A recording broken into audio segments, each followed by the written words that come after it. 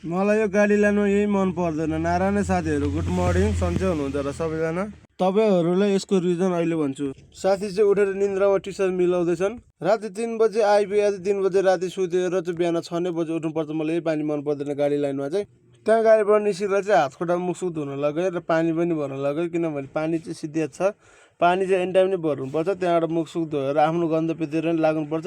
त्यहाँबाट निस्केपछि चाहिँ एकदमै भोक लाग्यो। साथीलाई साथी भोक लागेछ भने सोधेको, त भोक लागेछ साथी खाजा खाउँ भन्दा थाल्यो। अगाडि गएर खाने खाजा भनेको त्यहाँ होटलै बन्द रहेछ। त्यहाँ होटल बन्द भएपछि हामी अगाडि एकैचोटि टाढी पुग्यो। टाढी तरकारी चोकमा पुगेर चाहिँ हामी त्यहाँ टाढीमा रोकेर चाहिँ चिया र रोटी खान थाल्यो हामीले चाहिँ। त्यहाँबाट निस्केर फेरि हामी आफ्नो गन्तव्यतिर लाग्यौँ। यहाँबाट चाहिँ फेरि म चाहिँ एक्लै हुन्छु, किनभने साथी चाहिँ घर जाने रे। घर बाबाले फोन गर्नुभयो उसले, उसको बाबा पनि ड्राइभर हुनुहुन्छ, बाबासँग जाने भनेर। मेरो बाल्यकाल चाहिँ स्कुलमा बितेको श्री बुद्ध शान्ति उच्च माध्यमिक विद्यालय हो। यो स्कुलमै म चाहिँ बच्चादेखि पढेको।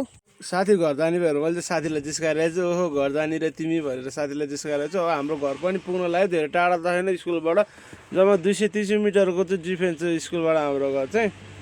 यो चाहिँ परेश्वरी पम्प हो गडौलीको। यो चाहिँ मेरो भिलेज हो, सुन्दर भिलेज गडौली चोक। हजुरहरूले पनि थाहा पाउनु होला, मेरो घर चाहिँ गडौलीमै हो। गडौली चोकबाट अलिकति भित्र जानुपर्छ, 200 मिटर भित्र। एकदम सुन्दर ठाउँ हो यो। म चाहिँ गाडी अब रोडमै रोडको छेउमा पार्किङ गरेर घर खाना जान्छु।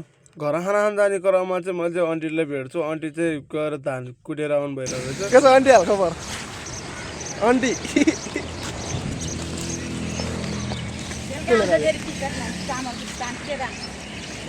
यो चाहिँ मेरो छोरो हो, नर्खट छोरो सिर्जन। छोरो पनि बुढो भइसक्यो, आफैले साइकल चलाउन थाल्छ, घन्टी पनि आफैले बजाउँछ। र हजुरआमालाई चाहिँ सहयोग गर्दा चाहिँ मिक्सरमा त्यो मसला पिनेर बोटको लिएर आएको चाहिँ मजाले खाना खानतिर लाग्यो। मैले छोडे जान्छ नि, छोरोको रिएक्सन त्यस्तो छ। बाई छोरो बाई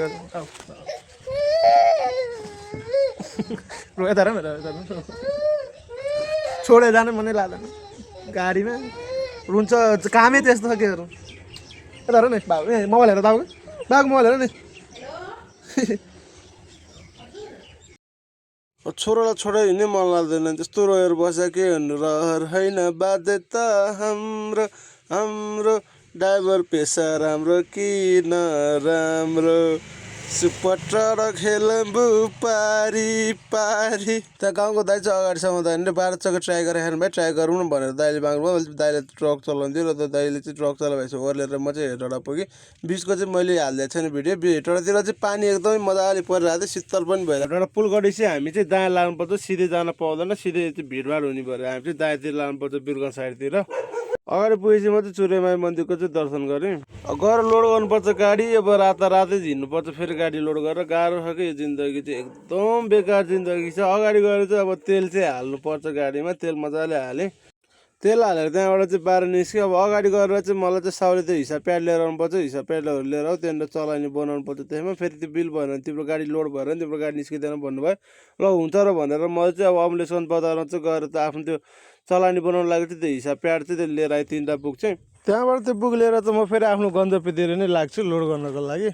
अब समय पनि छैन, गएर अब लोड गरेर फेरि म अब रात काठमाडौँ पनि जानुपर्छ। काठमाडौँको नि टिप पऱ्यो। काठमाडौँ टिप परेपछि चाहिँ अब त्यहाँ अलिक टेन्सन हुन्छ क्या, सुत्न पाउँदैन। मेन सुत्न नपाएपछि म चाहिँ अब मेडिकलमा गएर चाहिँ औषध लिन्छु, किनभने मेरो मुख घाउबाट एकदमै पेन भइरहेको थियो होइन, एकदम दुखिरहेको थियो क्या। गएर मेडिकलमा चाहिँ म औषधि चाहिँ लिन्छु। बोल्न पनि राम्रो सकेको थिएन र एउटा औषधि चाहिँ मैले त्यतिखेर नि खाइदिन्छु, अति नै दुखा भएर। त्यहाँबाट एउटा मन्दिरको दर्शन गरेँ मैले। यो कपी चाहिँ मैले किनेँ। यो कपी किन भने म तपाईँहरूलाई एकछिनमा भन्छु। पहिला साथी थियो, अहिले साथी छैन। साथी नभएपछि चाहिँ अब बानी बिग्रिँदै चाहिँ पहिला साथी हुन्थ्यो, साथीले गाडी चलाउँथ्यो, अब सुत्न पाउँथ्यो। अब चाहिँ बानी नै हटेछ, वासबाला हालेर भएर होला पुरै पानी चुइरहेछ। मैले अघि त्यो कपी चाहिँ आफ्नो त्यो भिडियोको लागि चाहिँ भ्लगको लागि चाहिँ स्क्रिप्ट लेख्नको लागि किनेको। यो गाडी लोड गरेर लागेँ म चाहिँ काठमाडौँतिर। कस्तो लाग्यो हजुरलाई मेरो भिडियो? सबैले माया गरिदिनु, फलो सब्सक्राइब गरिदिनु होला।